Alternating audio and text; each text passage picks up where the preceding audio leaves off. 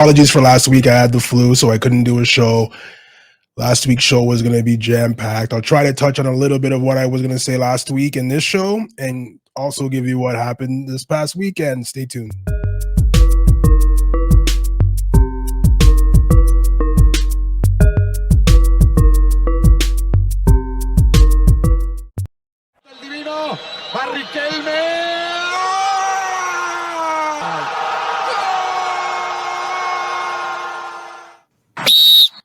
I usually don't. I keep doing that. I don't even introduce the show in the beginning. Guys, welcome to another episode of the Football Weekly podcast. I'm your host, Reginald Dino. Like I said in the intro, I had the flu last week, so I had no voice, so I couldn't do the show. And last week's show probably would have been one of the best ones I've done, because I actually took notes throughout the weekend instead of depending on my memory. I actually took notes, and I had a lot to say. Most of it's going to be a week late, but I still have some opinions on what happened in the world of football that last weekend. I guess it'll be the week before last. And then what happened today. Today's Sunday.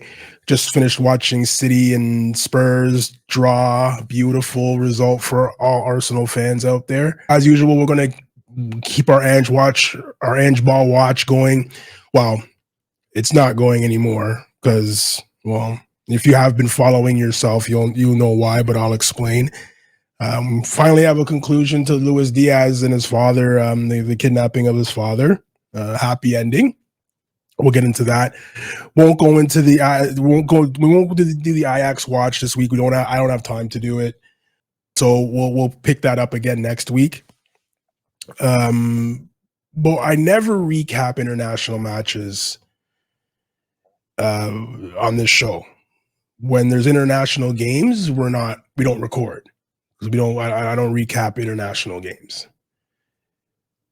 But that last international window, there's a lot of things that happened that were, that even hit close to home for us here in Canada. And we'll get into that too, because that's embarrassing and unacceptable. If you know the result of that game, that it's not acceptable. We'll just leave it at that. We had a Derby d'Italia last weekend as well, which the first half was fantastic football. We'll get into that as well. And if you're an Arsenal fan out there and you're looking at trying to bring in a striker to the Arsenal team, a developed, polished, finished item striker into our team. The Derby d'Italia, the Juventus game against Monza that just happened this past Friday. There's a better option than Ivan Toney, and we'll get into that as well. I want to start off the show with Ange Ball. We'll get it out of the way because it's done now. It's done. So I told you, for those of you that are just listening now and don't know what I'm talking about, I'll explain it. It's the last time you're going to hear it on this show, so I'll explain it for the 10th and last time. Manager of the year. I keep saying that. Manager of the month 2 times in a row. What have you done for me lately, punditry? Best manager in England, blah, blah, blah, blah, blah, blah, blah, blah, blah. Hadn't played anybody. Tottenham hadn't played anybody. They had a run of 6 games coming up, which are the 6 games that you can see right up there. Had a run of 6 games coming. And I said, if they can get points from 4 of these games, I might have said win 4 of the 6. Well, he's the manager. He's the greatest manager in England, right? So he should be able to get 4 wins out of that. The way they're talking about, the way that everybody was talking about Tottenham. So if he could get 4 wins out of these 6 games, we can have Ange Ball all year, all season. If you want to say Ange Ball, okay, no problem. I'll take it.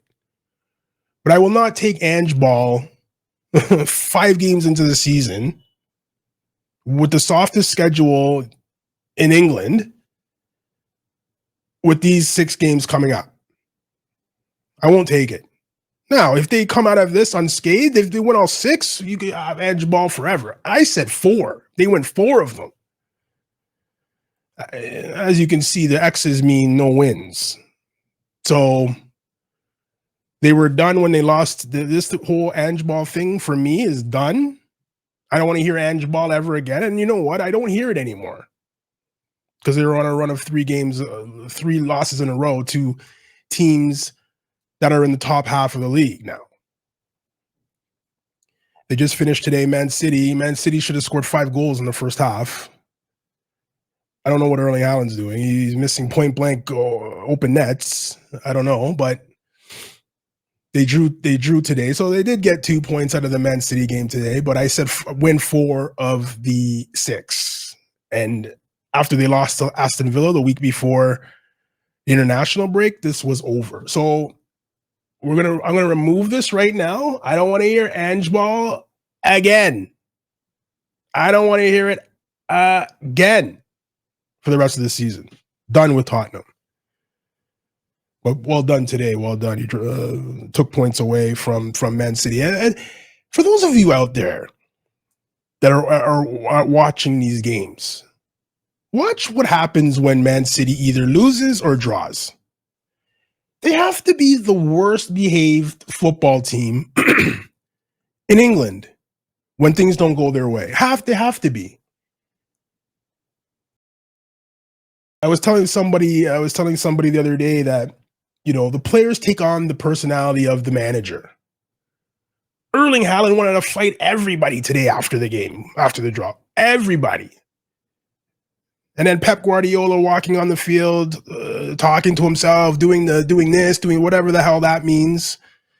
He invented this. He's a genius. He invented that, whatever that means. I'm sure someone will come up with a meaning of what this is, and remonstrating with everybody and pushing people and getting involved in verbal altercations with assistant coaches of the other team and this, that, and the third. And it happens every time they draw, every time they lose. It's either Kyle Walker, or Phil Foden in the middle of it, Jack Grealish in the middle of it, arguing with everybody, but it's always Pep Guardiola as well. So the next time they lose, if they do ever lose again, the next time they lose or draw, just pay attention to that, because nobody mentions that.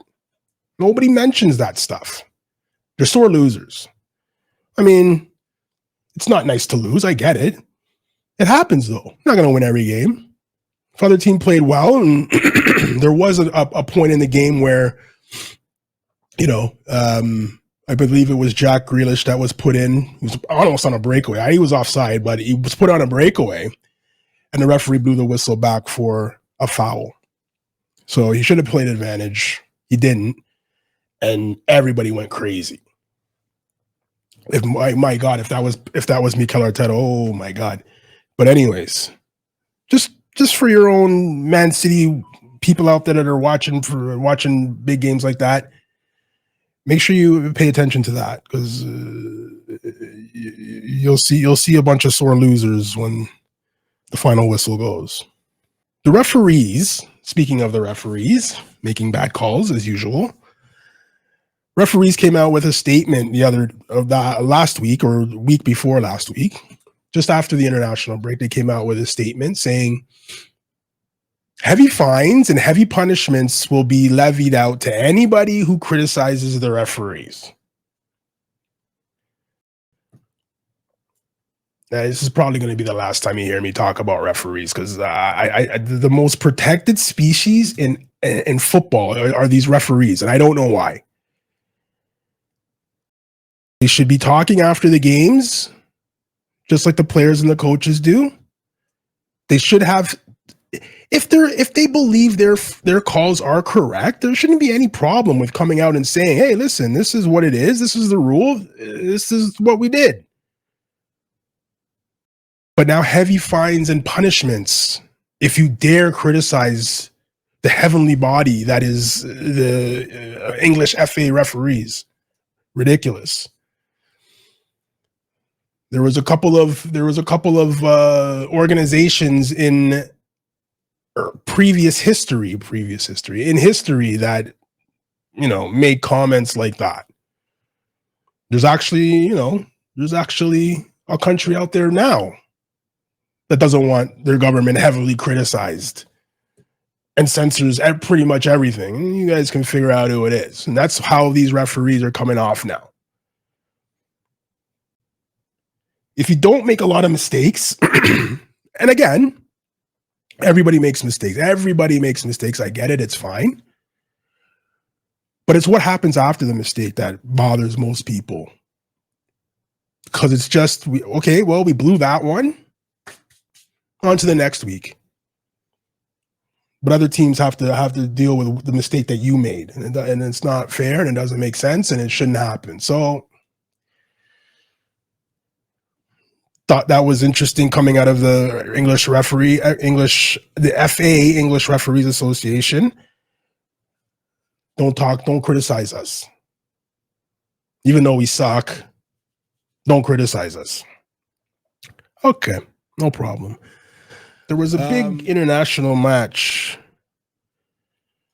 over two international matches over the international break that had significance for us here in Canada.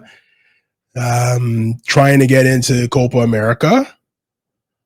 I believe it was also a game for Nations Cup as well, and that's a game against Jamaica. Never went in Jamaica. Went down to Jamaica, beat them 2-1. All we had to do was come back to Canada and not lose. Just don't lose. You can win, you can draw. Just don't lose. Something happened during the game, and I promise you this happened while I was watching it. I promise you I did this. Not making it up. We're up 2-0. Ball gets sent back to our goalie, Borjan.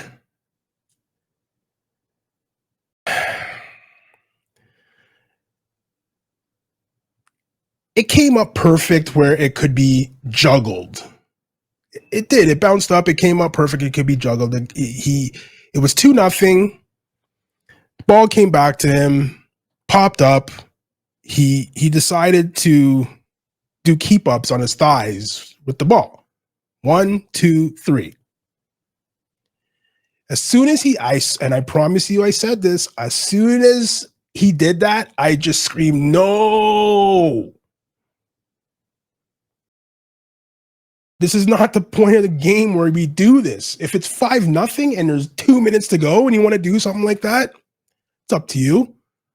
It's no problem. Jam done. We'll move on. It was 2-0. The most dangerous score in football, 2-0. I scream, no. 4 minutes later, the ball's in the back of our net.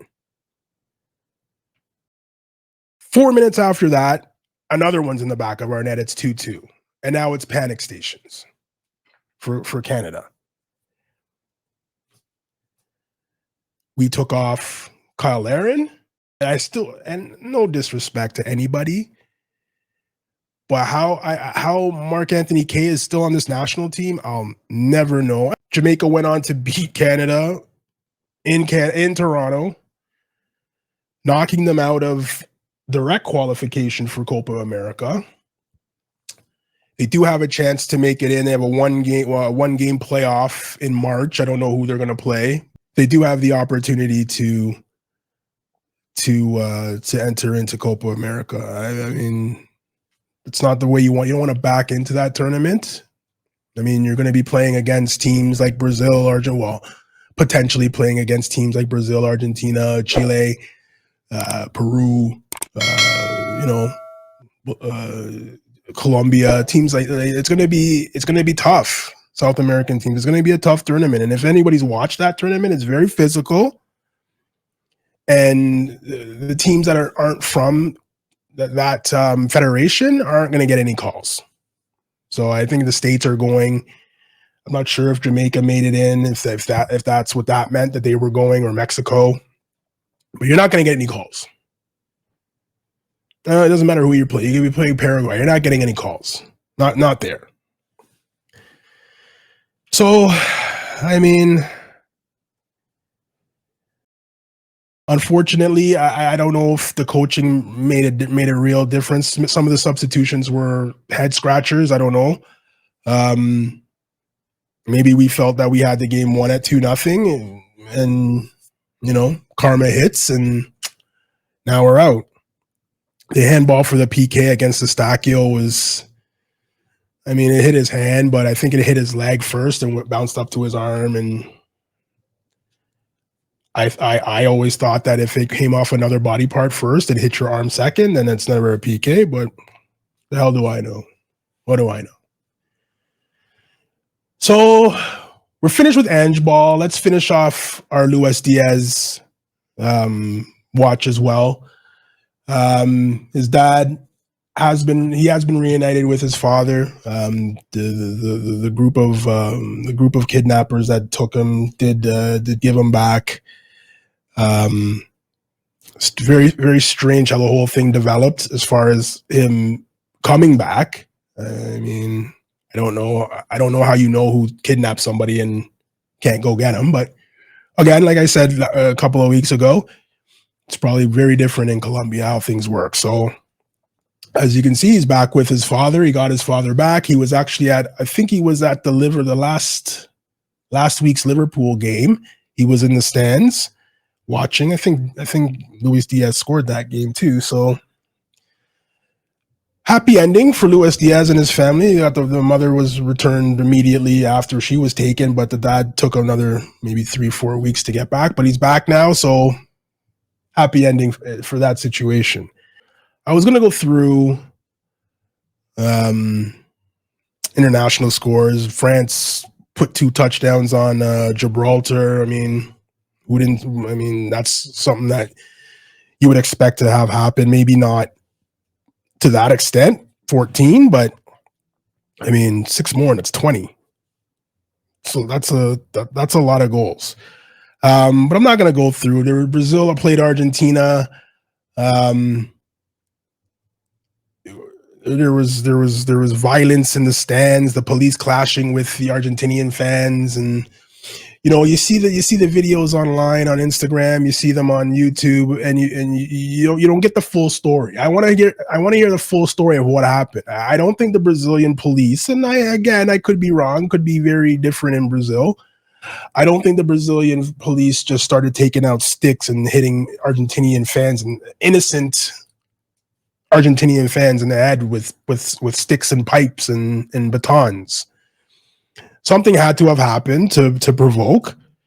You would think something had to happen to provoke. Argentinian fans aren't the most innocent fans in football, we'll say that. So, I mean, just like the French Marseille or the PSG fans, there's always going to be an issue. There's always extra security when those England and when those teams play, because of their reputations of hooliganism. So Argentina has very passionate fans that, sometimes it goes over the line. We'll just say that. So I'd like to see how it really happened, how it really started. There's a lot of things on Instagram. Poor Argentinian fans, poor Argentina. I could go into I can go into a whole thing about Argentina right now, but I won't.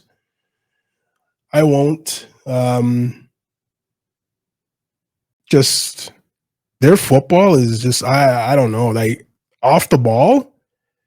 I don't know what kind of person you have to. Anyway, I'm not gonna get into it. I don't want to get yelled at. So or be called something that I'm not. So I won't get into it. But people out there, I have South American friends that play football. They know what I'm talking about. So one last thing I want to talk about what happened in the international break was a game between Italy and the Ukraine.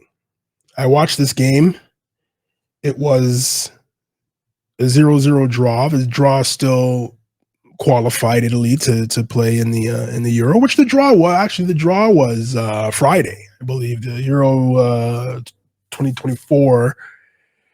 draw was held on Friday. We'll go through the groups next week. Again, trying to get this one done, and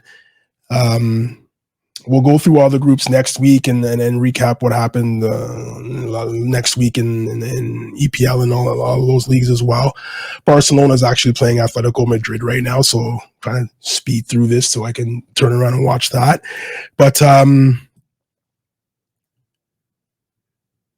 point of contention during a game is it's in injury time. Ukraine should have had a penalty. I've spoken to many Italians. Half of them say no way. The other half say 100% it's a penalty. And if you've seen it for yourself, it's 100% it's a penalty. It can't not be a penalty. There's contact in the box. It's a penalty. You tripped them. So what makes it worse is that the UEFA president came out before the game and said it'd be a shame if Italy didn't make Euro 2024. We need Italy in it. And then in the 95th minute, that happens. So Ukraine coach was just like scratching his head. How can the president come out and say that and then you don't give us that PK? There's something going on. God forbid that happened in England. Oh my God. We wouldn't be allowed to say anything. But if you haven't seen it, go on YouTube, check it out for yourself. It's a clear-cut penalty. I'm not saying that Ukraine would have scored it, but you would have put Italy probably into a playoff situation, or maybe they would have been out. They wouldn't have been able to make it. But I believe they would have been put into a playoff situation. But is that what you want? Probably not.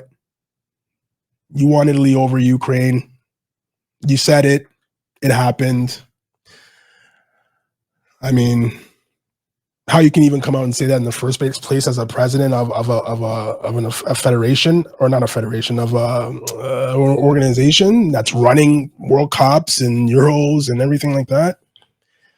How you can come out and say that, I don't know.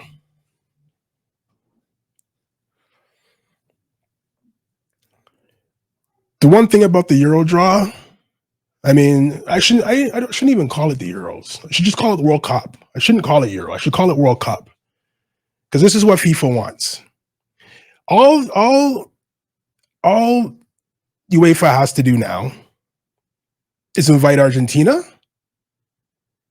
invite Brazil, let them play together, and whoever wins this, you get the World Cup too. Because FIFA only wants European countries to win, or those two South American countries that I mentioned. That's it. Everybody else, we invite you because we have to, but we're not going to do anything to help you. And it's very, very true. So from now on, you're not going to hear me call it Euro 24. You're going to hear me call it World Cup. Because this is what they want for the World Cup. They want a European team to win it. I said it during the last World Cup. After robbery after robbery after robbery for African teams, but just invite Brazil and Argentina and play with European teams and call it a day. Don't waste anybody else's time.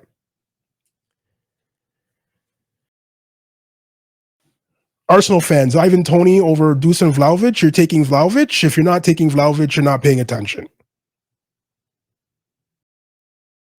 That is the type of striker you need. Strong, physical, willing runner, doesn't give up, good in the air, can shoot, wants to score. Done. Not saying Ivan Toney's not that. Dusan Vlahovic is 23. Ivan Toney's 28, I believe. Dusan Vlahovic fits the profile that Arsenal need more than Ivan Toney for me. You're not going to get him because he doesn't want to leave. But if there's a way to get him, and you have the opportunity to get him or Ivan Toney, you get Dusan Vlahovic. I'm sorry. Derby d'Italia, Juve versus Inter last week. First half was fantastic football to watch. 1-1 in the first half is beautiful. Second half came and it just looked like both teams didn't want to lose. Playing very cautious, will go forward if they have to, or if they will go forward if they have the ball and they have the opportunity to, but weren't looking to make, that risky pass to go forward and go and take the win. Everybody, the second half was more, let's not lose this. It was a top of the table clash. It leaves Juve up top. They played Monza this past weekend as well. Beat them 2-1. If you haven't seen the double save by the Monza keeper off a Dusan Vlahovic missed penalty, go watch that. The second shot wasn't very good, but he still had to get up and get there and make the save. So if you haven't seen it, go watch it. It's worth the watch. Lots of things. EPL came back last weekend. Arsenal beat Brentford 1-0. Kai Havertz scores again. Going to the Champions League, beat Lens 6-0 at home. Come back to the Emirates yesterday. Beat who did we play? Who did we play yesterday? Oh, Wolves. We beat Wolves yesterday 2-1 at the Emirates. So Arsenal's rolling on top of the league, like I just mentioned to you. Now City and Spurs just drew. Newcastle beat Man United last night 1-0. That's another team I can't stand. Argentina and Newcastle, I can't stand them. I cannot stand them. I just mentioned earlier that players take on the personality of their coach. It's okay if you have one guy on your team who's just an absolute prick. I get it. You're going to have one. You can't get away from it. Every team has one. If you don't know who that player is on your team, it's probably you. But when you have a team that has 7 or 8 guys that are just like, oh my God, somebody needs to slap this guy in the face. That's all the coach. That's all the coach. And that's Argentina and Newcastle to a T. All their faces are very slappable. And first on the list on Newcastle is Anthony Gordon. Someone needs to kick him in the teeth. That's all I'm going to say about that. Not promoting violence or anything like that, but there's people out there that have never been punched in the face. And you know who they are. Anthony Gordon's a guy who's never been punched in the face. Or acts like he's never been punched in the face, because the way he runs around the pitch, him and Bruno Guimaraes, the way they run around the pitch, and Joelinton and Callum Wilson and all these other pricks that run around the pitch trying to be gangsters on the field, never been punched in the face.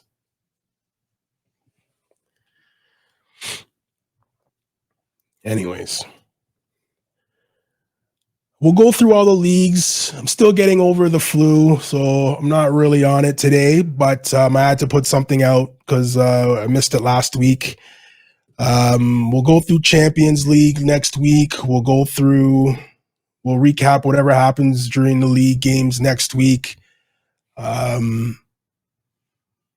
There was a phantom, I say that about Newcastle, but I'm still fair. They played PSG in the Champions League over the last week, and that's not a PK.